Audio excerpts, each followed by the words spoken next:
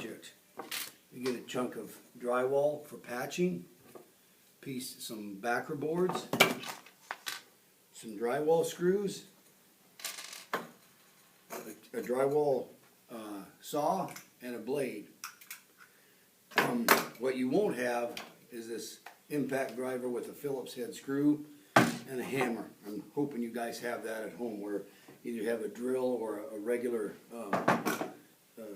screwdriver like this at your house that you could use. Okay? Alright, you also get this box. One side will have what I've done on it, the other side is what you will do with it. Okay? I'm going to show you on this side what I want you to do. Alright, let's start off by putting a small hole in the drywall. Tap like that. Just a nice round hole.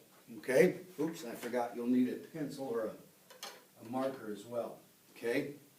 Probably give you this plastic square to help you mark it out. So as you can see, we have a hole in the center of the box. Put it in the center of the box. The first thing you're going to do is what we call square in the box, or square in the hole. Alright? So we're going to take, and I'm going to draw a line a little bit bigger than the hole on both sides, like this. Don't need it much bigger, but you want to be outside the hole so you get past the damaged product. Then you're going to do the same thing to the top and bottom, right here. Slide this down, maybe make it a little bit bigger. Okay? So that's with the pencil and that triangle square here, our little 30, 60, 90 triangle square. Next thing you're going to do is you're going to cut out your square with the keyhole saw. Now to do this, you simply can get inside that hole there and cut up to the line, or you can jab it in the corner and just go across. Okay? Then you can go down, following the line, come to another corner, and work it in, cut across, and then do your final side. Oops, if it breaks out or goes inside, that's fine. Now you're going to create a mess, so I would say do this in the garage. Okay? Now, this chunk of drywall here is going to be your replacement. Okay?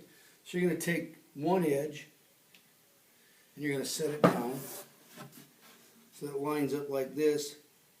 You're going to mark this bottom corner here. This one should cut straight across there. Okay? Then move it up and mark this side here. Okay? Alright, now what we can do then is kind of take our square, draw a straight line across, as straight as we can. This isn't perfect. If you have any kind of straight edge, this will do. And this is going to be our replacement piece for there. Okay? So now, what I can do along this line is I take this knife, set your drywall on a hard surface like the end of this table here. Follow that line. Just score it. You don't have to get real deep, but we just score it, then it snaps, and we can cut it on the back side.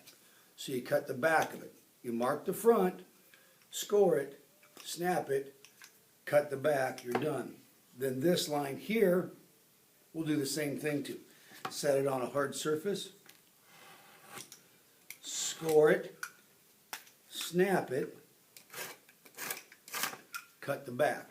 Now that little piece will fit inside there. What we do now is we call checking it for fit. Okay? If it don't drop it in there, because you have to make a new one. So this will fit inside, right inside our hole.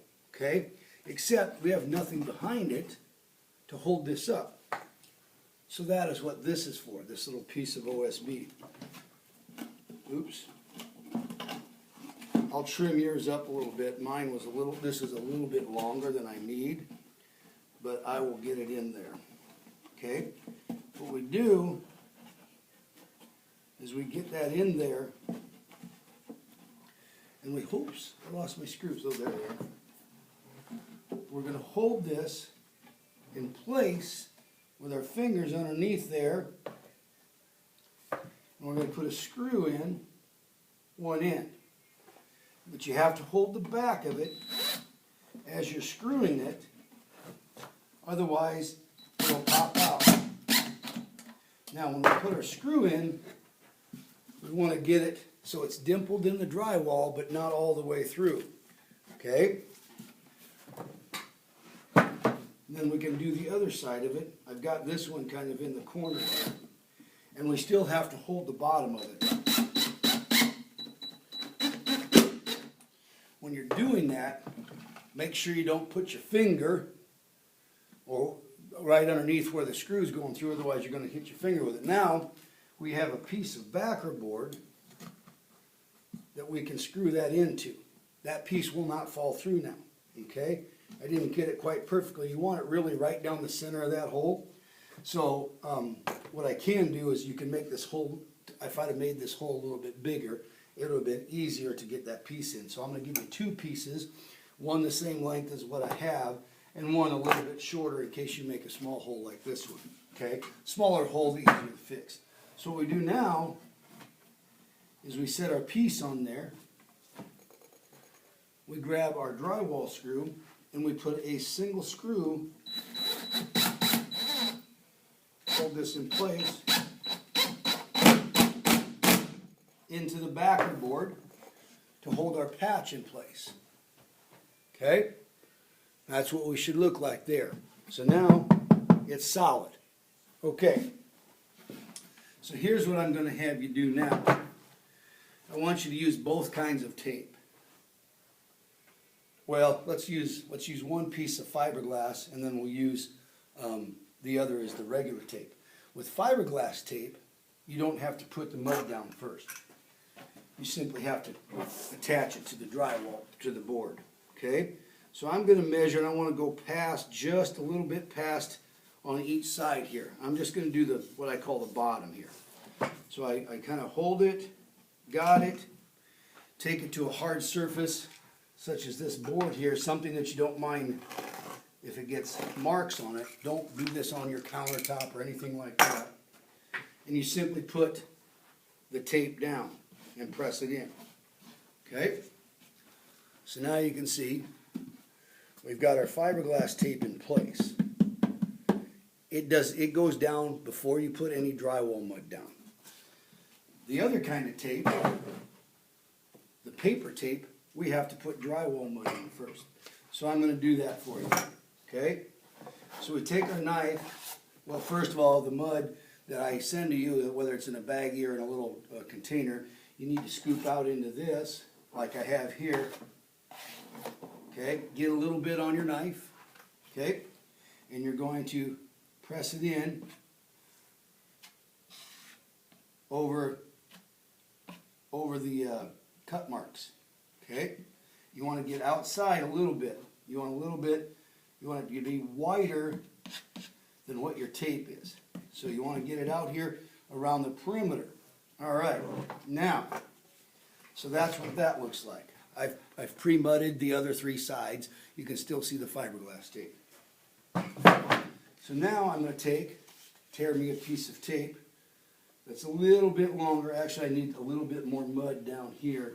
I want to overlap the fiberglass tape a little bit in the corners.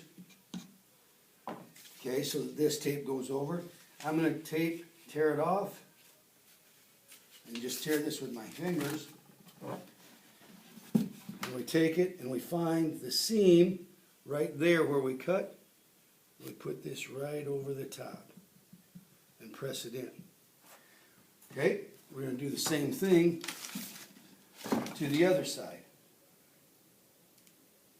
Find our seam, piece of tape, right there. Press it in. Okay? Now what I do with this right now what I would like you to do too is let's press this in and wipe our excess off. When you get your excess off on your knife, you wipe it back in the pan. And what I'm holding this up to show you that what I would do is set it down, hold one end of the tape, wipe all the extra mud off.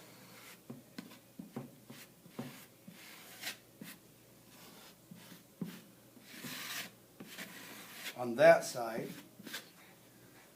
put it back in your pan. All right? You can see how this side has all the extra mud off.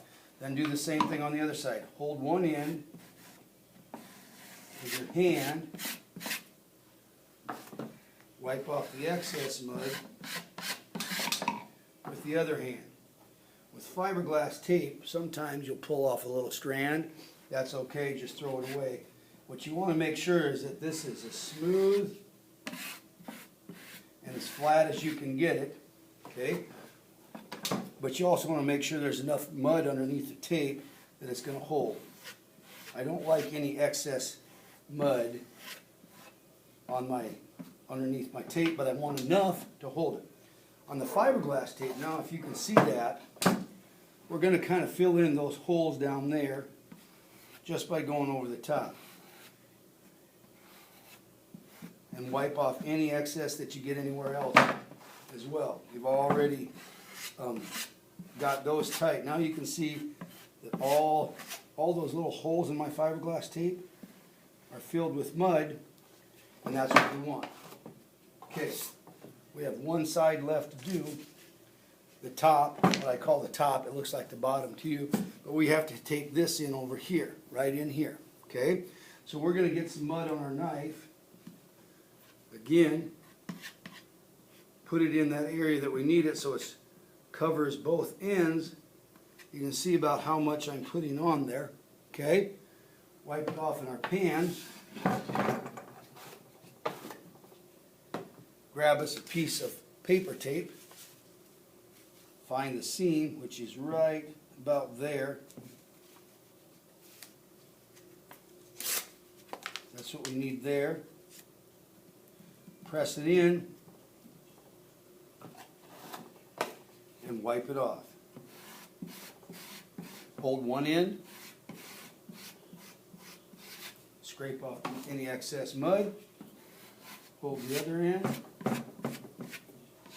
wipe it off. Okay? When you get done, you should have something that looks like this. Again, I only want you to do one piece of the fiberglass tape at the bottom, just so you understand what it's like to work with that tape.